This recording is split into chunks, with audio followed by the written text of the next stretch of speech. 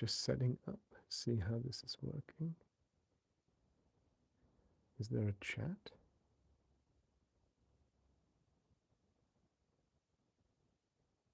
How do I reply to chat? Just do a little bit of a shuffle of my deck here. 30 minutes. 4 seconds live.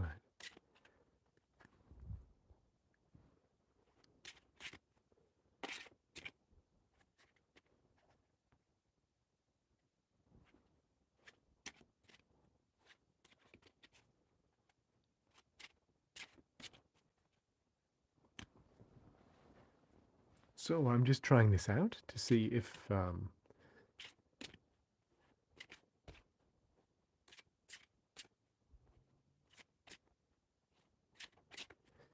it works, to see if the quality of the microphone works and things like that. I have a few little quotes here. No, nobody's here right now, just talking in general. If anybody can hear me, let me know.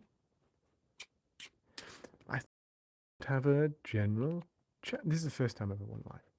So I just general chat and talk through some of these here. The Literary Witches deck cards. I've always, I love this deck. It's not a tarot card deck as such, but it's an oracle deck. It does have some tarot-y card type feel to it, so it does have some other cards that have. Let me see if I can open them up the box. I didn't include them because I felt like the most interesting cards are the ladies themselves here. But it does have cards like the pond or the praying mantis or apple or bees. Oh, that's all I have to give today. This and my heart besides, this and my heart and all the bees and all the meadows wide. A little bit of Emily Dickinson there. So, yeah, those cool cards. Again, not a tarot deck, but more of an oracle deck.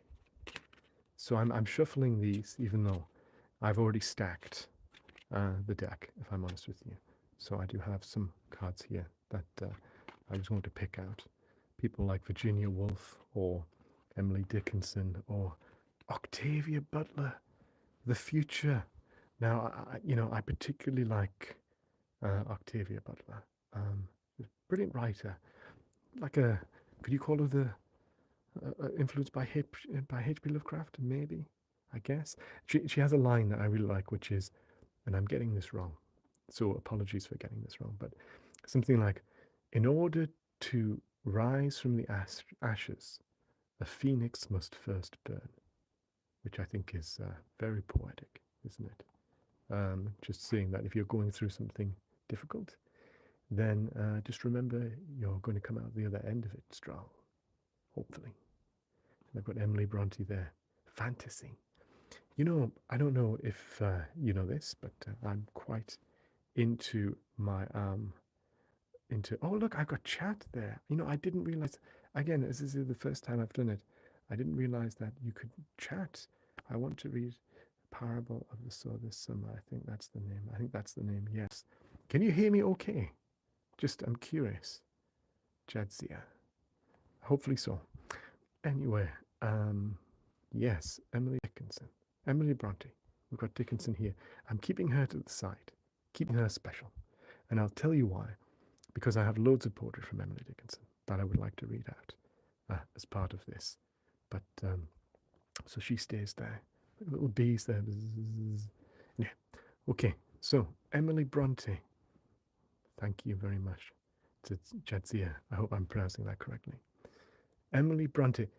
You might not know this about me, because why would you? Who cares about any of that stuff? But I do enjoy Dungeons and Dragons.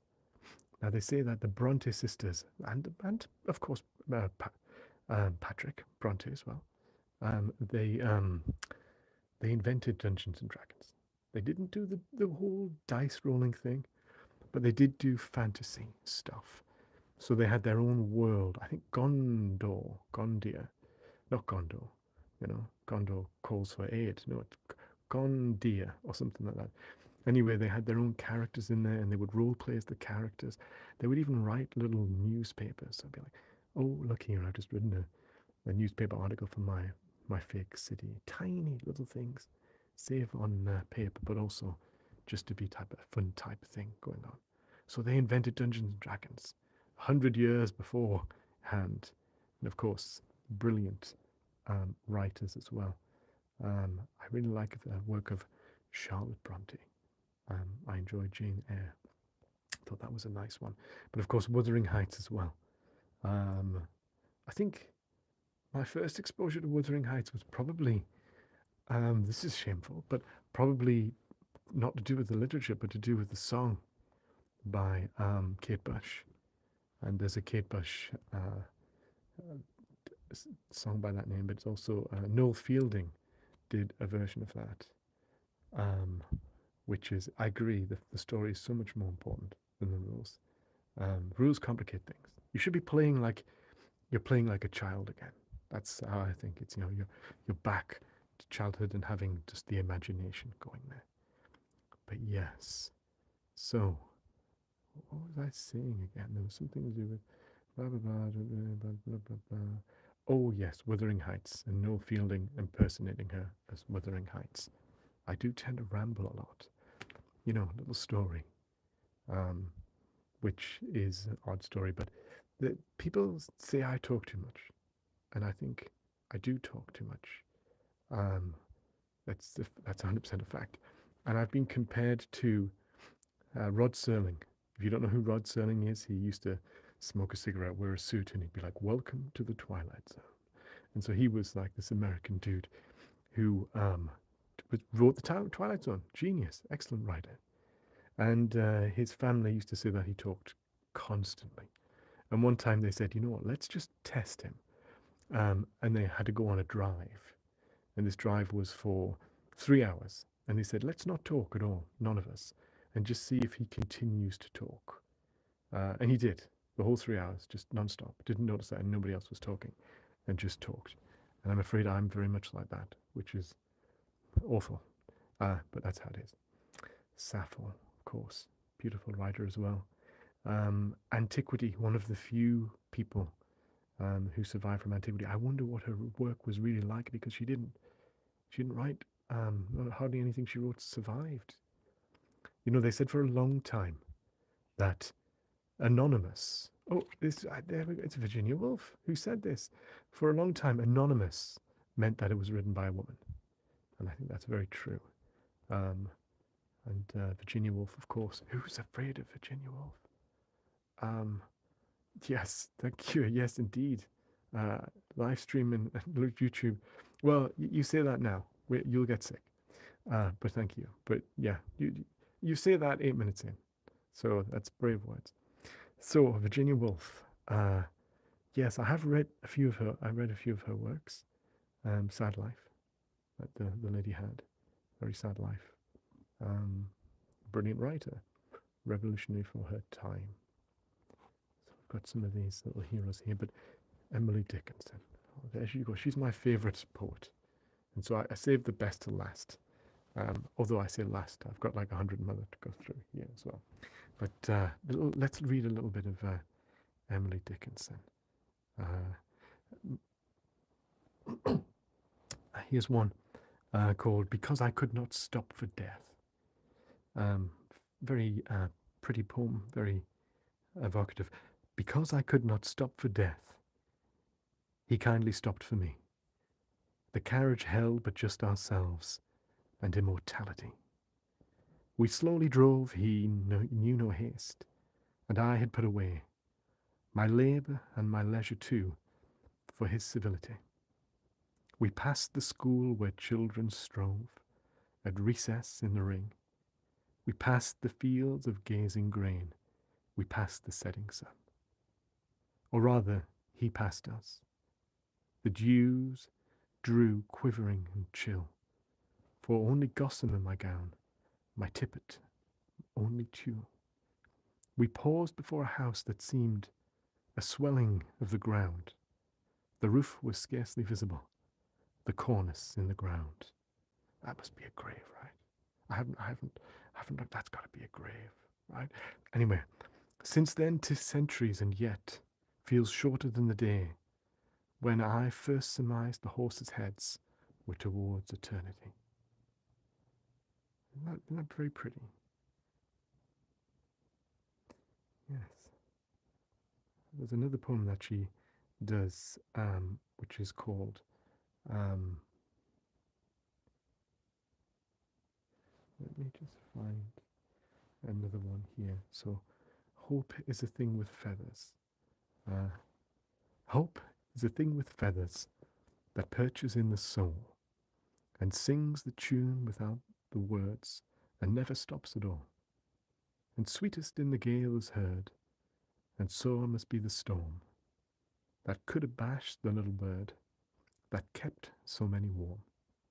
I've heard it in the chillest lands and on the strangest sea, yet never in extremity it asked a crumb of me.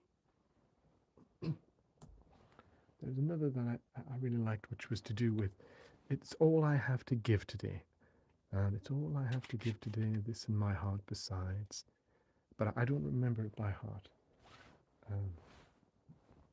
Let me see if I can look that one up and read it out, because I don't want to get it wrong. Imagine how horrible it would be to get that wrong with one of your hero's poems. So, you know, I should have really had this lined up ready.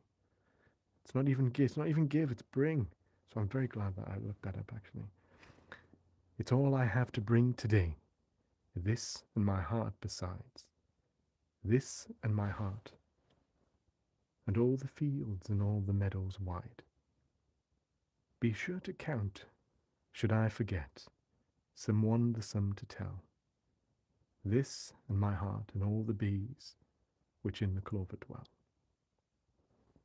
Very pretty poem. Not all of Emily Dickinson's poetry is in the public domain.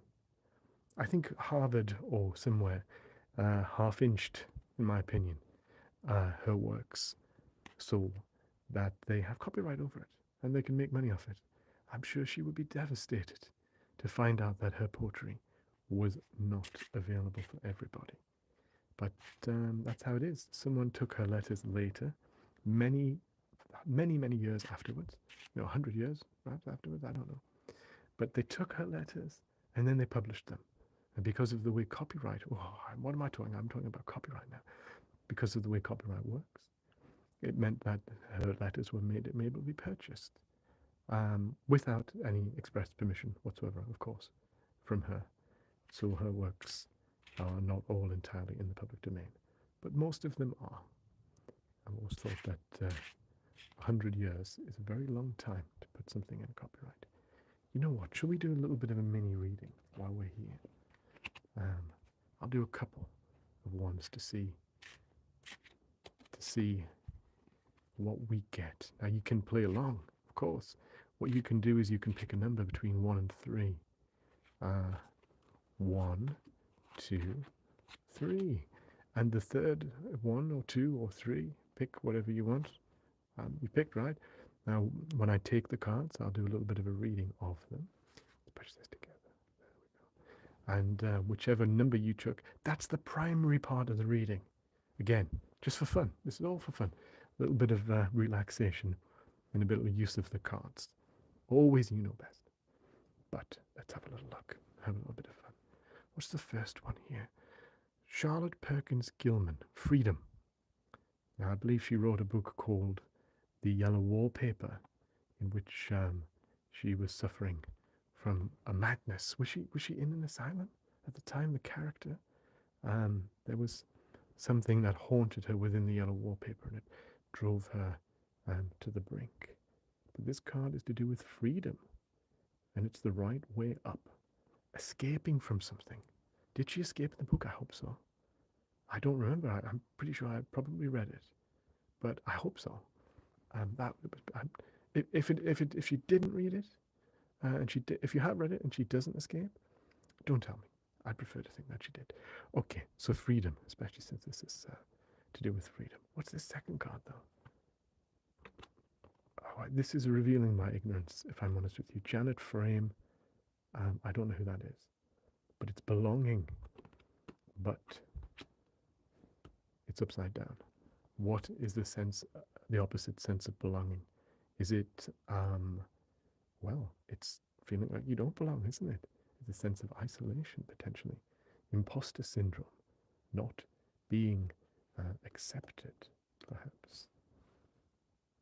Well, let's see what the third card is. Oh, Jamaica Kincaid. Okay, now that is somebody I know. History. Oh, was it the right way around? I can't remember. I think it was this way. I think, yes, it was upside down. History. Okay, well, they say, I'm a big fan of Alan Watts, if anybody knows who Alan Watts is. And he says that there's no such thing as history. There's no past. There's no present. There's just now. You know, if you don't like washing the dishes, well, and you've got a pile of 50 dishes to wash. You don't have a pile of 50 dishes. You have one dish. You've washed it. Now you have another dish. You've washed it. And that's how it is. Now, a sense of history. I think it's good to be connected to history, though. You know, things aren't as simple as that necessarily. You've got to learn from your mistakes. But this was upside down. So, what is history? I'm not going to say it's the exact opposite of it, you know, oh, the future. No, I think there's cards in here that refer to the future.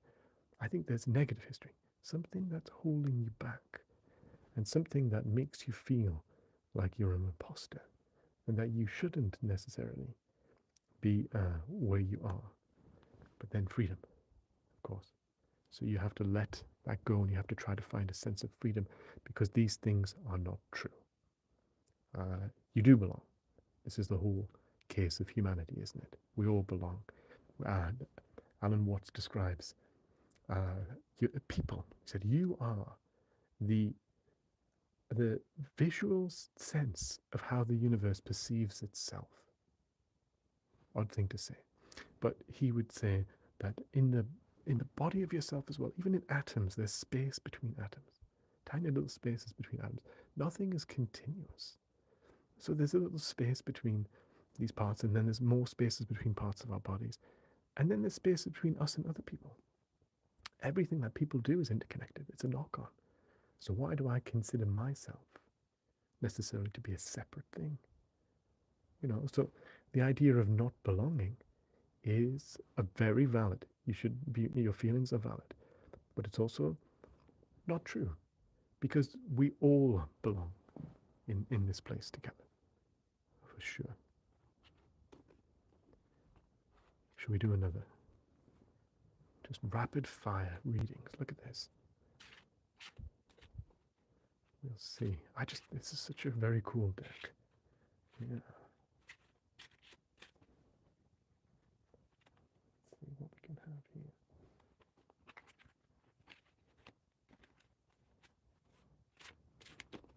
Again, you can pick 1, 2, and 3. And then you can choose that as the primary part of your reading. 1, 2, 3. Before we jump into that, I'm going to read another Emily Dickinson poem, I think. Let me have a look and see what we've got.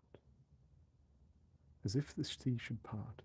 This was her 1,861st poem. Wow, that's a lot, isn't it?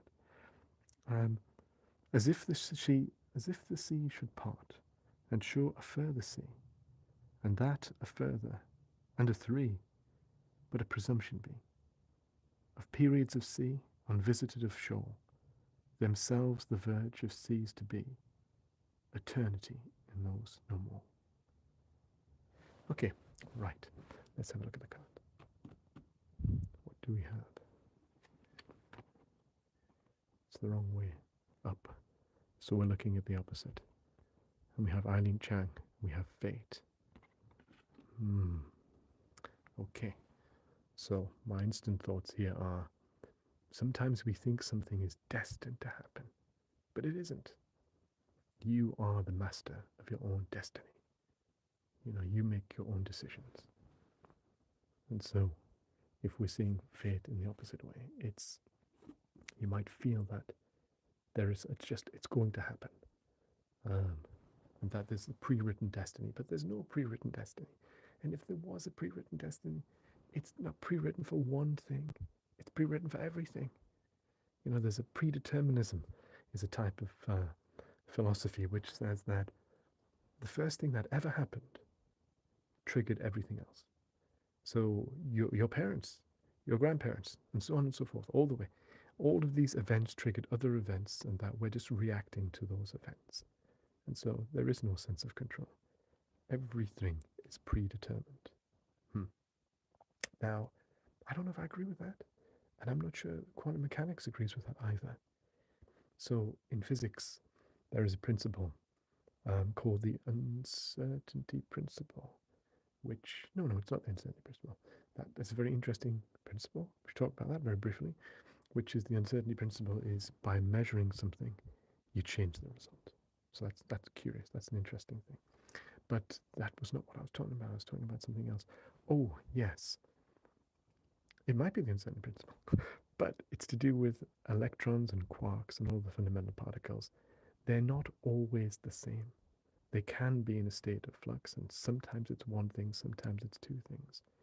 So if you rolled a dice in the exact same way every time, perfect, exact same way, 99,999,999 times, it would be a 6. It would just be a 6 again.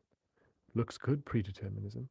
However, sometimes atoms do not behave in a way that's predictable. And so, sometimes it would be a 5, or a 4, or a 3, or 2, or a 1. Maybe sometimes that lands on the edge. And so there's no such, that scientific principles suggest that predeterminism isn't necessarily 100% correct. So, fate. Don't worry too much about fate. Agatha Christie, trickery. Okay, upside down. Oh, Agatha Christie, what a wonderful writer you are.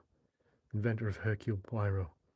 If you watch any of my ASMR, you might know that I've done a couple of collaborations on Agatha Christie's works. Death on the Nile, and also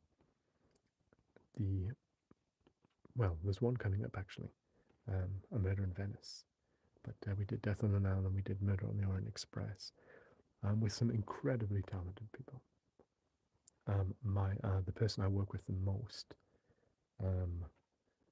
my collaboration partner, is ASMR Weekly, and he is an amazing editor, very talented. He has such a good eye for color and movement and composition, just magnificent. To work with him is such a great honor. Very good friend of mine as well, and I very much appreciate him. And so it's always a delight to work with him.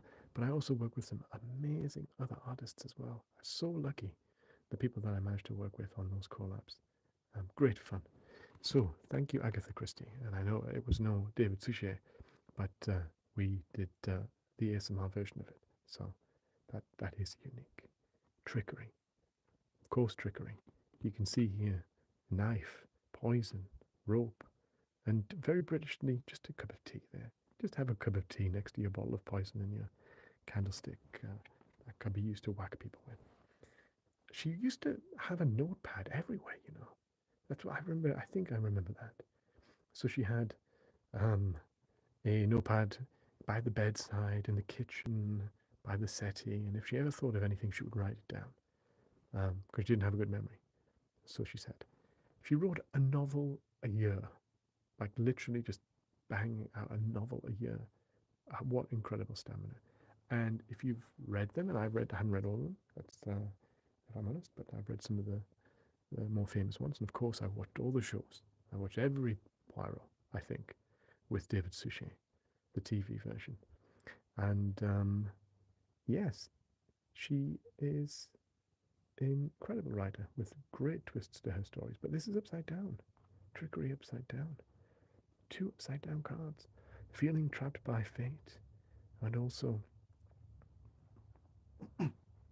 another suggestion here that it isn't real. It's perceived like you're locked in somewhere. The perception of fate is deceptive, but it's not true. Or maybe you could see something slightly different in that, which is trickery. Is just move my old legs there for a second. Probably hear them creaking. The other side of that, of course, of trickery is the sense of self-deception.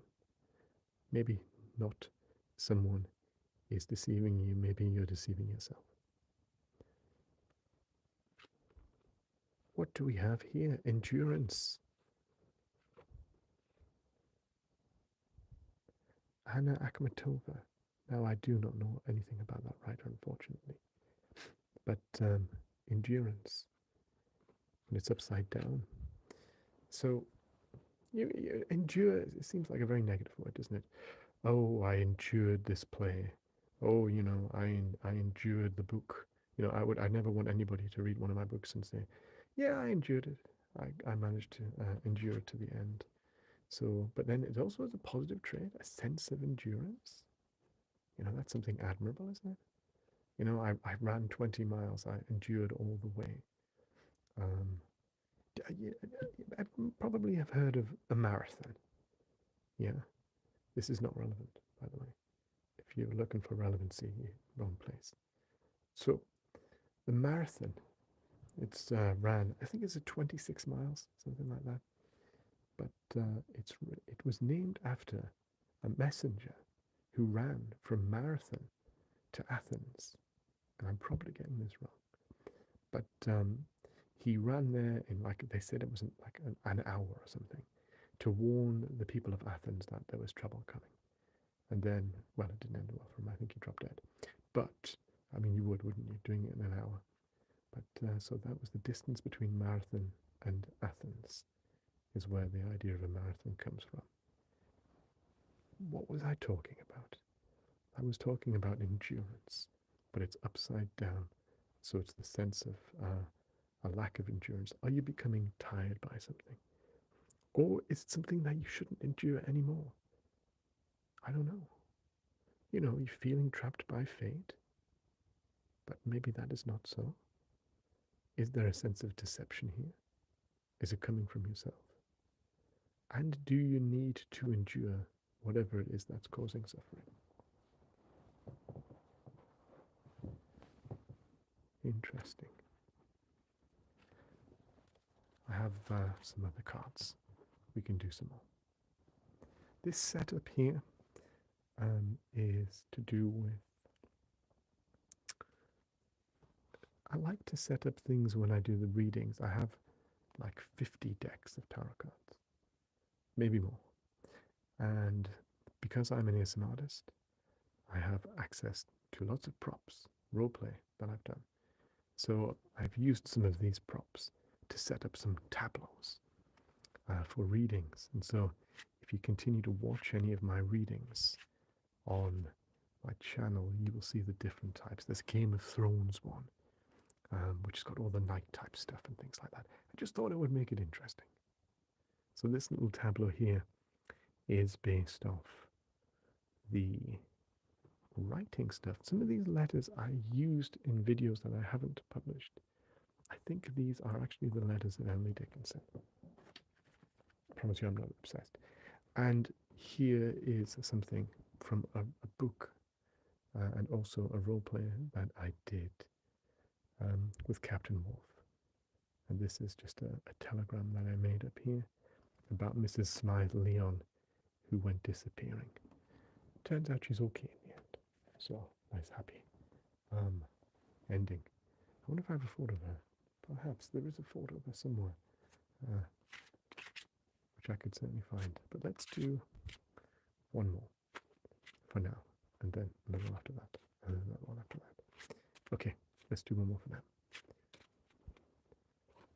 Again, if you want to play it along, you can pick a number between 1 and 3, and this can be the focus of the reading for you. Again, just fun, just for relaxation. We're just playing around here with some cards. And we have Virginia Woolf. Revolutionary writer. Had a very sad, tragic life. I feel like it was a struggle in general for women throughout the entirety of history, pretty much. And if you wanted to be an independent thinker and a writer, it would make it particularly extra difficult for you. So, not hugely surprised that she had a hard life, which ended not well.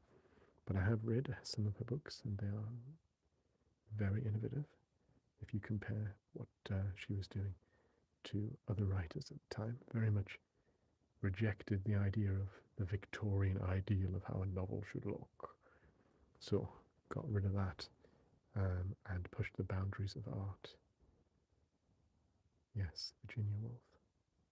Vision. It was upside down. So, of course, vision. Seeing clearly. There you go, seeing clearly. Put your glasses there. But this is the opposite, not seeing clearly. Okay. Something has been obscured.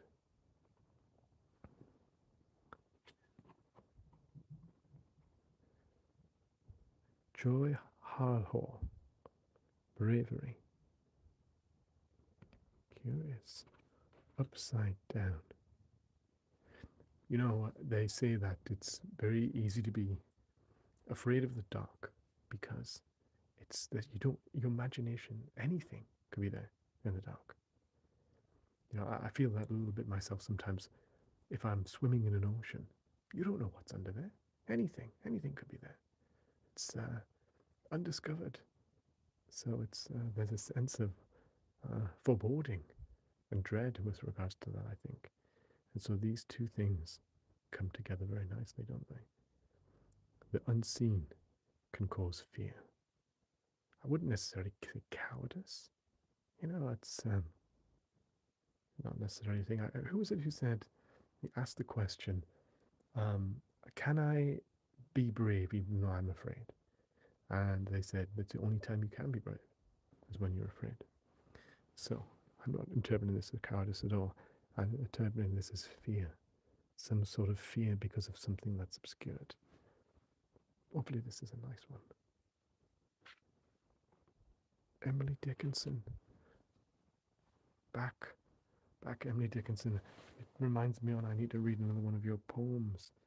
But Emily Dickinson is the soul. That's nice, isn't it? I think if I was going to pick a person for the soul, that would be who I would pick, Emily Dickinson. But it's upside down. So what does that mean? Well, heart and soul. I don't think heart and soul. The opposite of the soul is the heart. I think it's a sense of sadness, really. When I look at, when I think of Emily Dickinson, I think of a reclusive nature. Somebody who had a very fulfilling literary life, wrote a lot of letters, but lost a lot of things as well. She lost her eyesight when she was around about 30 years old, and she loved wandering around the gardens of her home, and so couldn't necessarily see the beautiful flowers and the colours and things like that. That inspired her so much. But we go the other way around. So I do think the negative, the trappedness of the soul. So what we're thinking about here potentially is a sense of reclusiveness. Okay, so we recap one more time. What we see here is the vision, obscurity of vision, the unknown, which is causing fear and which is causing a sense of reclusiveness. What do you do about that? Well, all we have to fear is fear itself.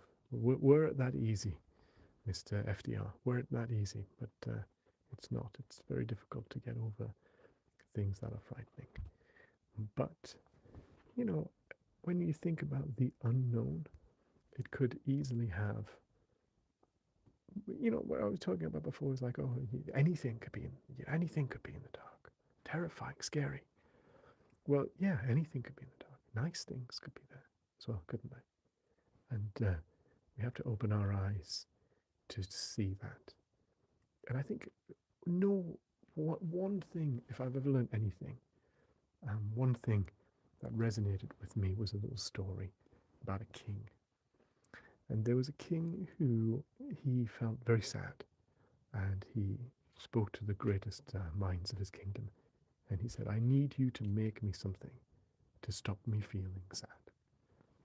And the greatest minds, they came together, and eventually they came back with a ring.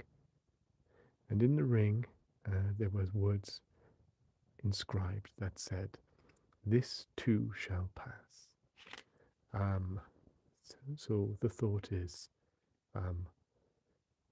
how things are transient. You're not always going to feel necessarily bad about something. You're eventually going to feel a little bit better about the things. This too shall pass. Was it Charles Bukowski, who said that sometimes I felt great depression, and then I remembered how many times I'd felt it in the past, and it makes me smile, because he knew he was going to get back to where he was previously, which is a nice thought. Of course, the king didn't love it, because he said, this really is very helpful, thank you. And when I feel sad, I will look at it and know this too shall pass. But when I feel happy, I shall look at this ring, and I shall think this too shall pass. But I think, isn't it the transient nature of happiness that makes it so special? I mean, I would choose, if I could, to live forever, I think. Well, at least a couple of 100 years. But yes, the transient nature of things are something that's special and that can be embraced in a good way.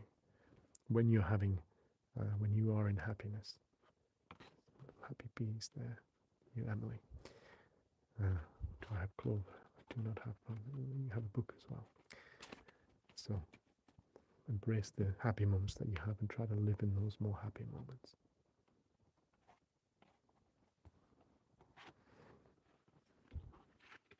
Should we have some more Emily Dickinson?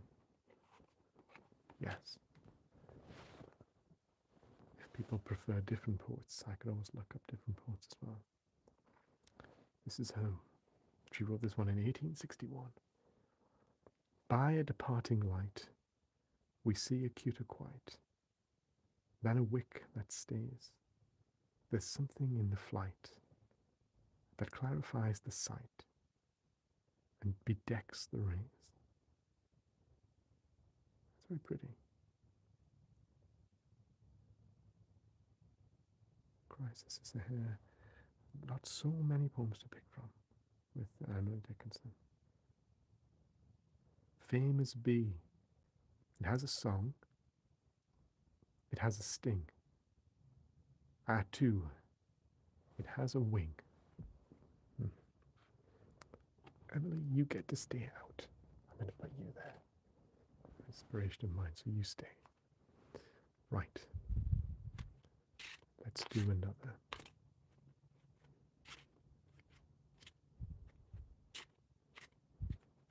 We have here a coin featuring Queen Victoria.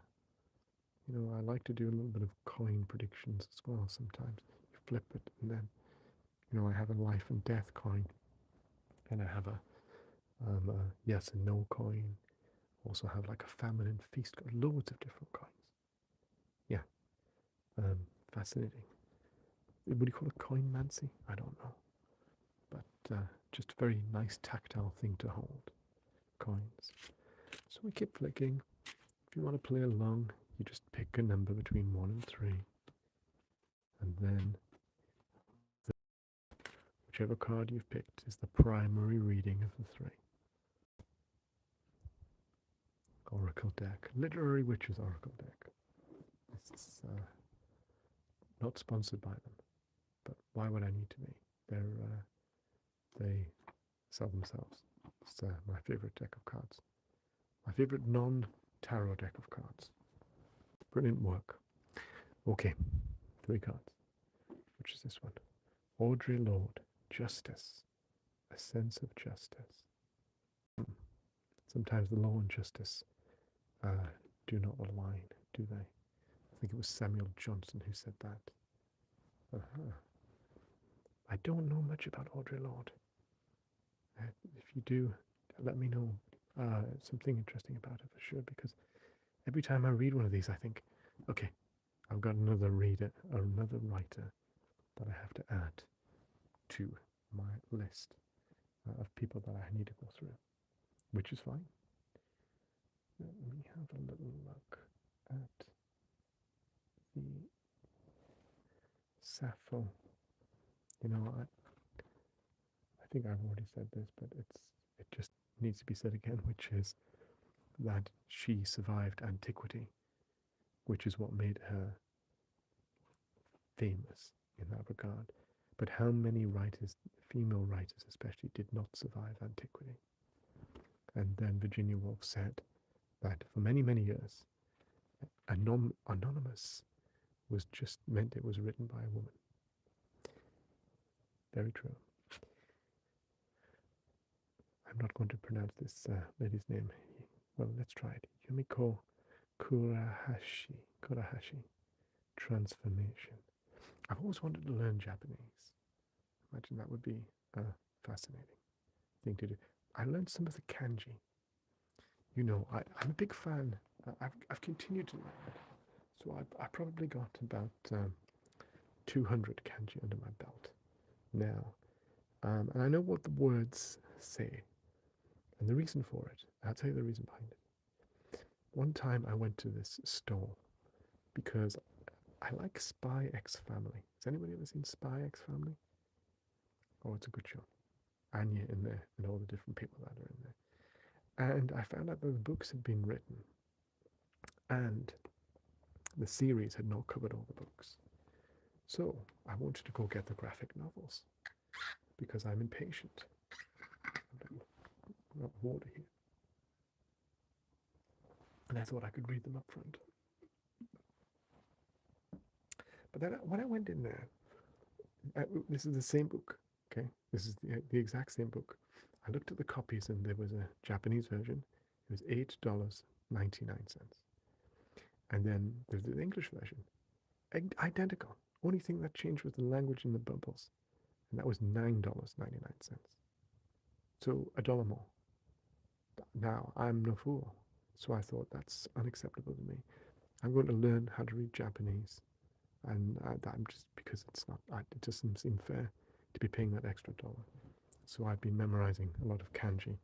The funny thing is, I can sort of read a lot of kanji, but I don't know how to even, I know what they mean, but I don't know how to pronounce them. I don't know what the word is. Japanese is a curious language because it has two alphabetic systems, hiragana and katakana. Now, katakana originally started as the written language for men, and hiragana, the written language for women. But it became merged together, and katakana now is used for more foreign words, or formal words, and hiragana is used for more Japanese words, native words. However, there's still mainly kanji is used, which is interesting itself. Transformation. Wow, we eventually got to it. Wow, how long did I ramble there for?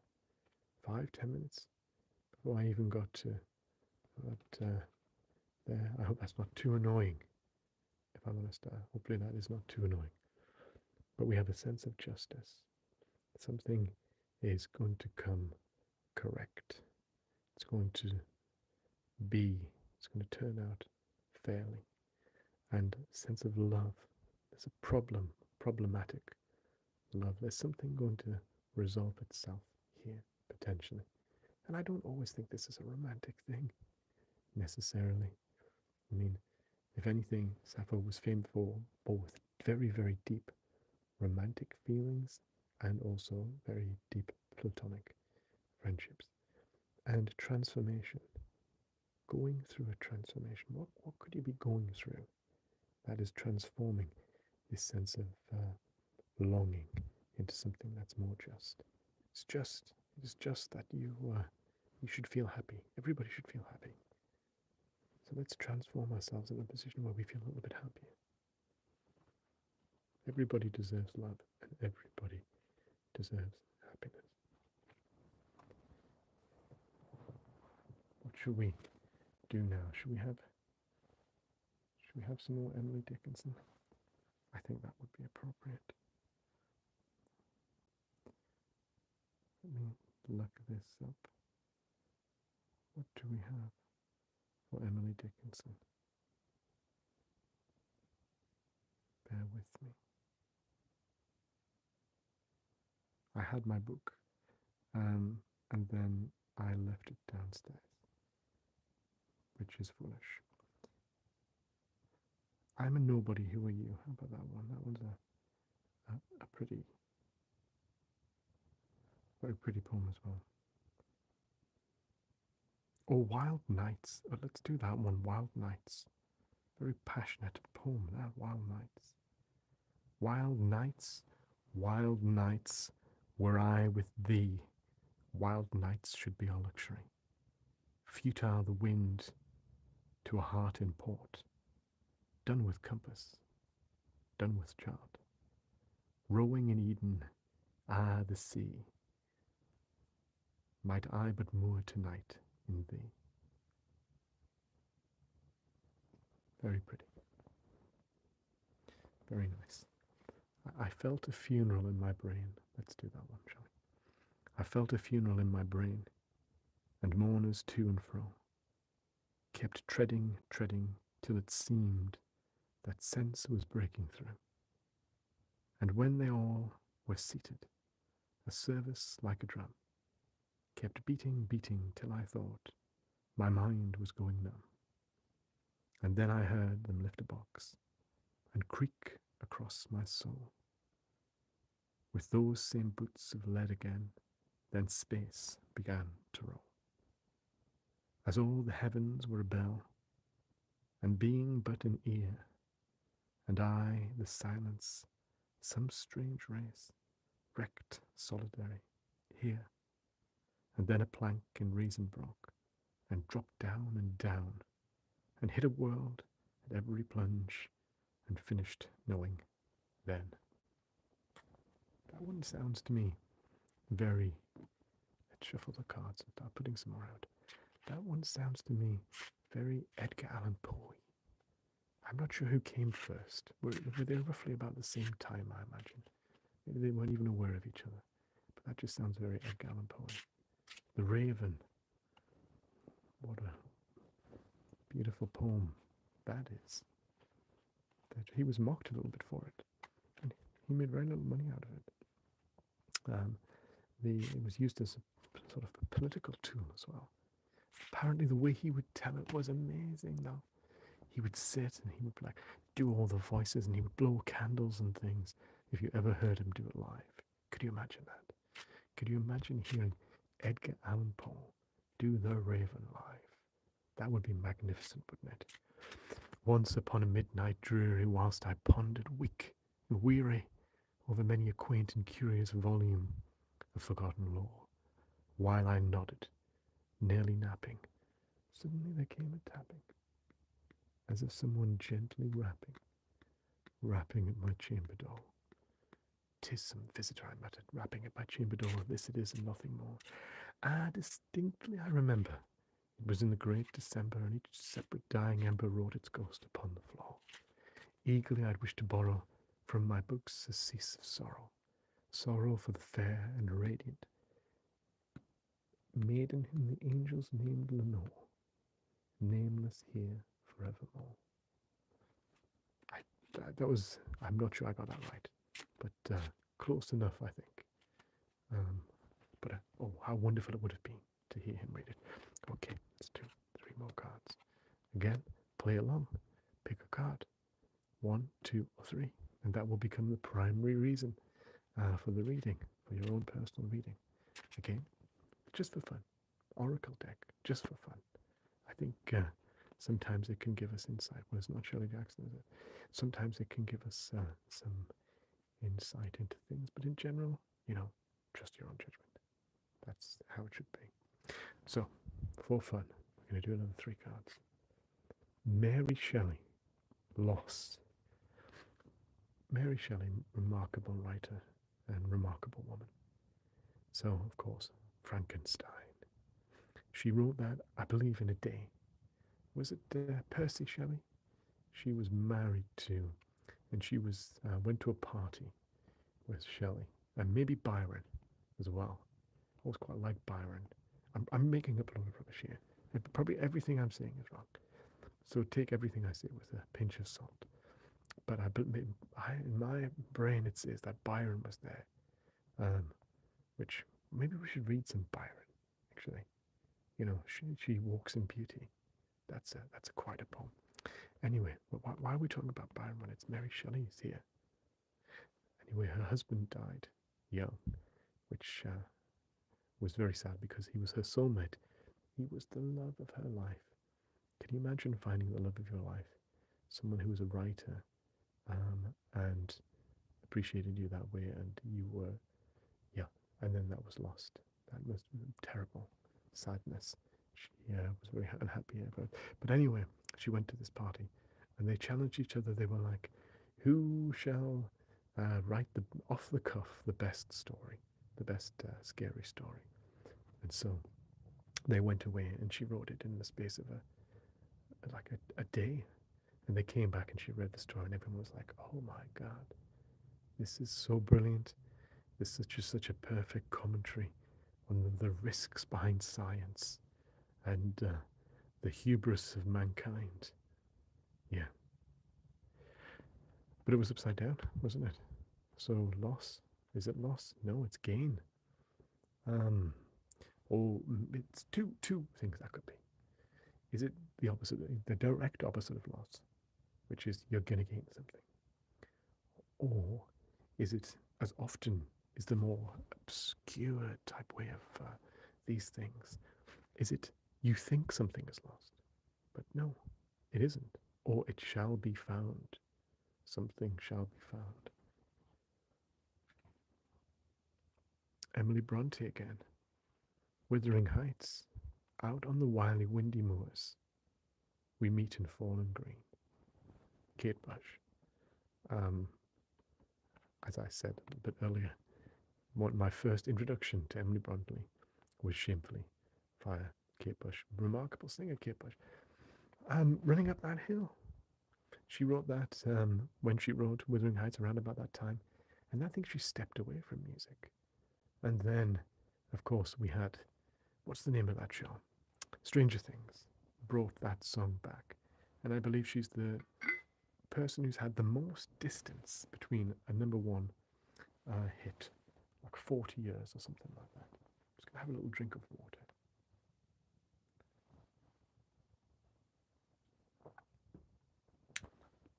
Because I'm Rod Serling it right now, and just speaking continuously. She walks in beauty. I'm looking that up right now. Without stop. Okay, so fantasy, the opposite of fantasy, of course, is you're fantasizing about something that could be potentially negative. We can let our mind fill in the blanks. There's a concept called limerence, where you might admire somebody. You might think, oh my goodness, Mary Shelley, what a beautiful writer. What a deep emotional and mental connection you could have with somebody like that. What a perfect friendship this would be. But then there's limerence there. There's good and bad, but you are not thinking about the bad.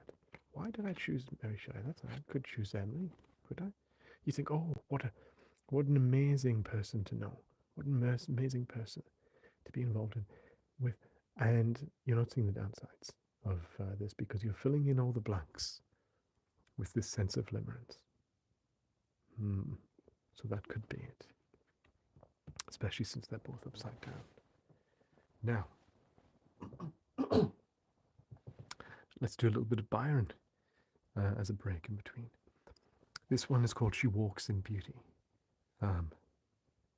She walks in beauty like the night of cloudless climes and starry skies, and all that's best of dark and bright meets in the aspect of her eyes, thus mellowed to that tender light which heaven to gaudy day denies. One shade the more, one ray the less, had half impaired the nameless grace, which waves in every raven trace, have softly lighted o'er her face. Where thoughts serenely sweet express how pure, how dear their dwelling place, and on that cheek and o'er that brow, so soft, so calm, yet eloquent, the smile that wins, the tints that glow, but tell of days of goodness spent, a mind in peace with all below, a heart whose love is innocence. Oh, goodness gracious, Mr. Byron. Okay, right, let's do the next card, shall we? Another one upside down. 3 upside downs. Perseverance. Gertrude Stein. A rose is a rose is a rose. I just know the quote. You know, it's like, oh, you know the quote, but I don't know anything behind it. So that sounds super intellectual, didn't it? It's like, oh, Gertrude Stein. A rose is a rose is a rose. I don't even know what it means. Don't even know what it's from.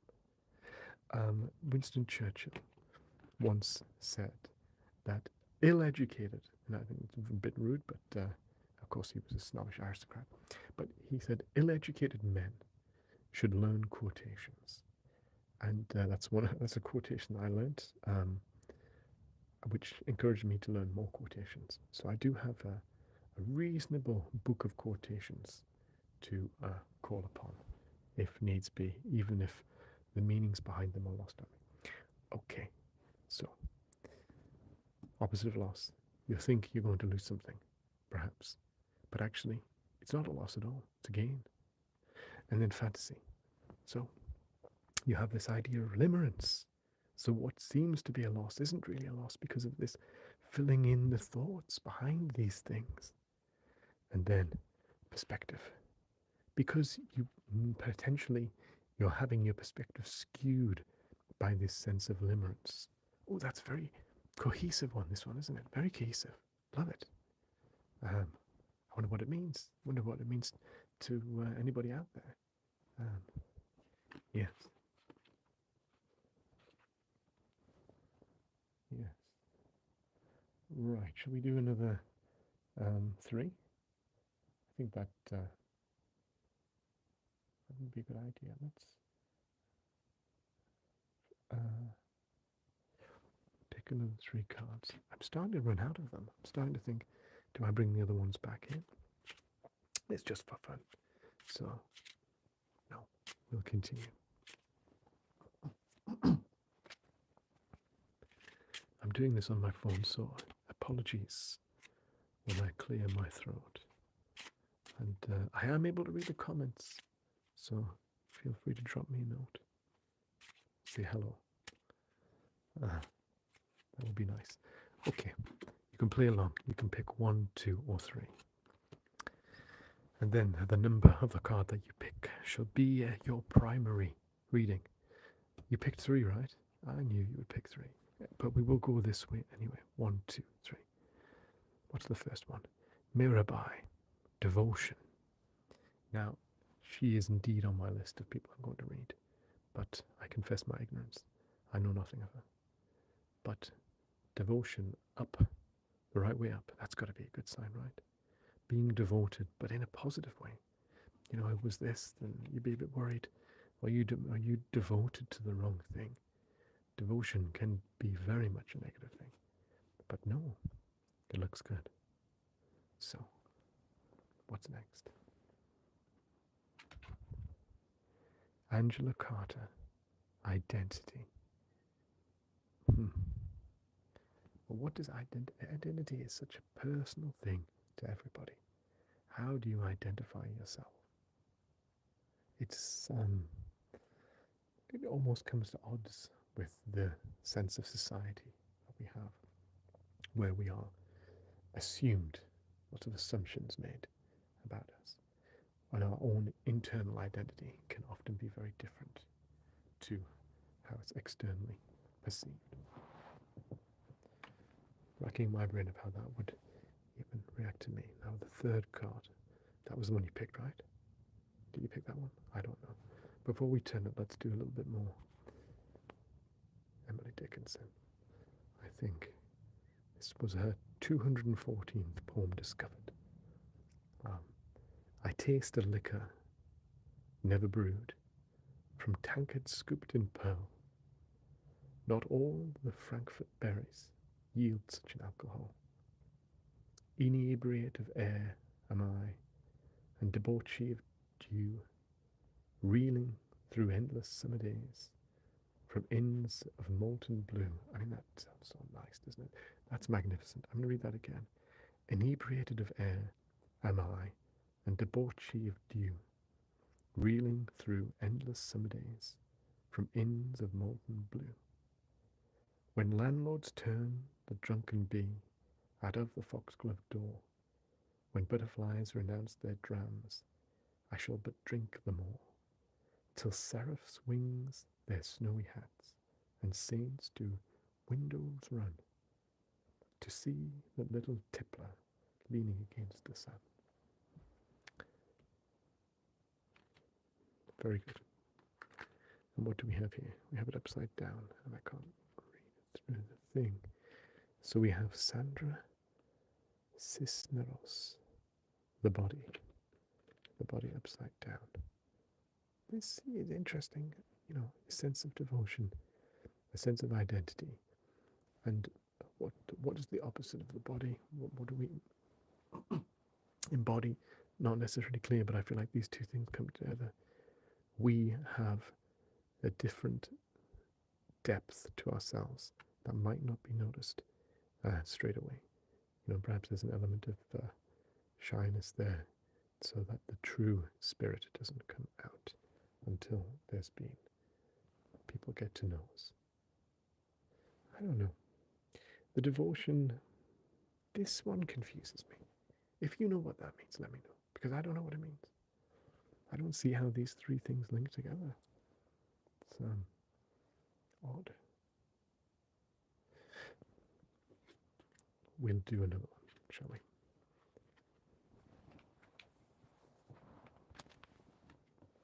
It's been an hour and 2 minutes, and I haven't stopped talking whatsoever. Interesting. Okay. Thank you very much for watching, by the way. And I honestly expected no one to watch. I can see 8 people are watching right now. At one point, 15 people are watching. I really appreciate that. That's fascinating. Say hello. Let me hear from you. Say hello.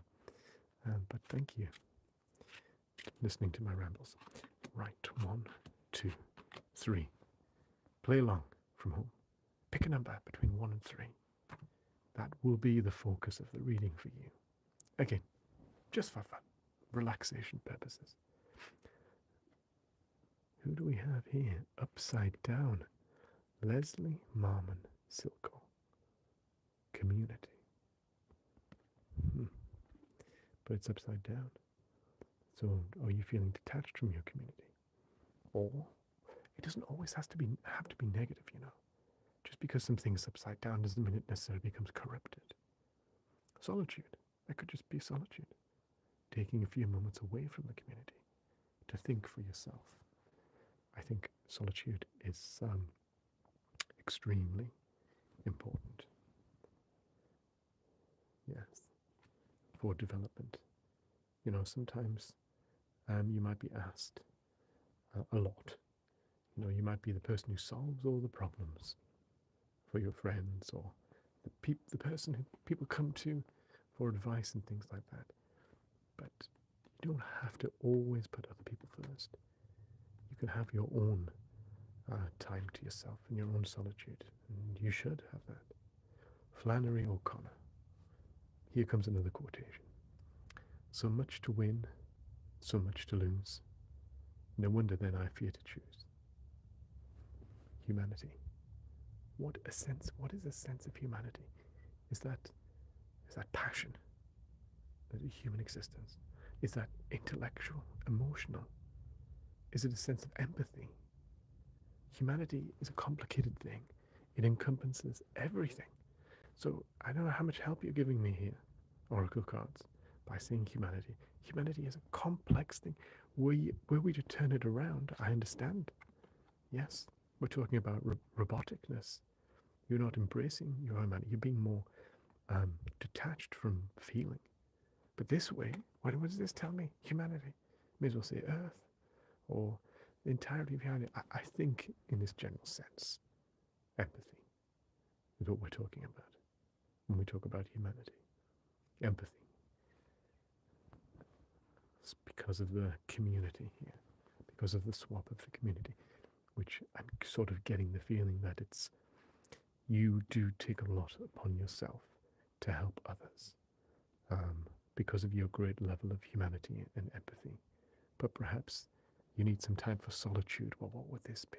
What would back that up? Well, let's come back to that, because I have a word from our sponsor first, Emily Dickinson.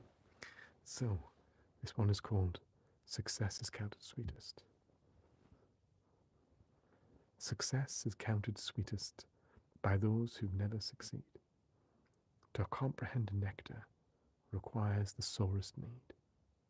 Not one of all the purple host who took the flag today can tell the definition so clear of victory, as he defeated dying, on whose forbidden calf the distant stains of triumph burst agonized and clear. Our sponsor there, Emily Dickinson. Thank you. So let's have a look at this third card. Intellect. Anne Carson. Correct me if I'm wrong, but she's some sort of a philosopher. Am I right? I don't know. This card is so cool. Look at the forest there, the red sky, the intellect. I mean, I would suggest that every single person here is a great intellect. But, I mean, think about this. And like, if you're sitting here with Flannery O'Connor and Emily Dickinson and Emily Bronte and Gertrude Stein and all of these people, and they call you the intellect, God, you've got to be clever, haven't you? That's a bit, put a bit of pressure on you, isn't it? It's like, oh, there's the intellect, there's the professor, but this is upside down. So, I'm again just talking, but the sense of people coming to you with their problems, because you're such an empathetic soul, perhaps you need some time to yourself. And this, to me, the reverse of intellect is not like stupidity or anything like that. The reverse of intellect is thinking too much. Analysis paralysis. Do they call it analysis paralysis? I think that's what they call it. You have so many options, and because you're such a deep thinker, you are so good at analyzing things that it makes it difficult because you can see all the different paths. Tricky one. Analysis paralysis. Solitude. Some time to think. Maybe the point of humanity here is the fact that you don't necessarily need to analyze this as much. You just need to continue with the human experience. I tell you what, if Alan Watts was here, he would be very much, you already know what to do. Embrace humanity, because we're all humanity. And just embrace the dance of life. He's very much a big believer in the dance of life and how everything should be made a game and should be made fun. Sometimes we can remove ourselves from that sense of happiness and that sense of wonder by overanalyzing things. Yes. Wonderful. Let's go again. Am I running out of cards? No, I've got plenty here still. That's good, isn't it? They're becoming a lot easier to shuffle, though. So maybe we are running a little bit. Again, if you want to play along, pick a number between 1, 2, and 3. And that will be the primary reading of your card. Again, just for fun. Just a bit of entertainment and relaxation. Hopefully people are feeling a little bit relaxed by just letting some words wash over you. First card. What is this? Healing. Maria Sabina. Healing. But it's upside down. Again, I tend not to like to experience, like to, what's the word? To interpret a card as the exact opposite. So healing, oh, okay, the opposite upside down. And therefore, it must be disease or some sort of like suffering or illness. No, I don't think of that way. I could see that healing being something potentially that's blocked. You know, like the option is there for you, but right now you have some doubts or concerns about that sense of healing. So it doesn't necessarily have to be the opposite. It doesn't give us a lot of this. Let's do the second card. Sylvia Plath. Oh, now, goodness gracious. She was married to, was it Seamus Heaney? I think. My gun, my pen in my hand is snug as a gun. She wrote The Bell Jar. The Dark. Of course, The Dark. Because she had a horrifically sad life. I imagine she was a most remarkable woman to have a conversation with. But very sad life indeed. I'm not sure if it was exacerbated by personal circumstances on top, but she died in a very sad way. Anyway, I think in part because of the sheer struggles that women would have to go through in order to express themselves in bygone times, that would not have been considered necessarily acceptable. The Bell Jar. I've read it. I recommend that you read it as well, if you're in the right frame of mind. The darkness, upside down, coming out of darkness. It's interesting that these two things are coming together. Coming from a dark place and emerging somewhere more happy, I guess. If you've ever been in, we've all been in dark places, and then eventually it passes. This too shall pass. And perhaps it's because you've become to accept help, maybe from others, or something with regards to something that you were resisting before. There would be a healing force. And now that is disappearing and you're starting to come out of a place of darkness. Okay, next card. Oh, no. Before we do the next card, a word from our sponsor, Emily Dickinson. Okay, so a bird came down the walk. He did not know I saw. He bit an angel worm in half and ate the fellow raw. And then he drank dew from a convenient grass. And then he hopped sideways up the wall to let a beetle pass. He glanced with rapid eyes that hurried all abroad. They looked like frightened beads, I thought. He stirred his velvet head. Like one in danger, cautious, I offered him a crumb, and he unrolled his feathers and rode a softer home. Then oars divide the ocean, too silver for a seam, of butterflies of banks of noon, leap, plashless, as they swim. Thank you, Emily. Very good. Okay, let's look at this third card. Shirley Jackson.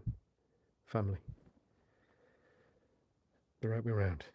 We're interpreting family in a positive way.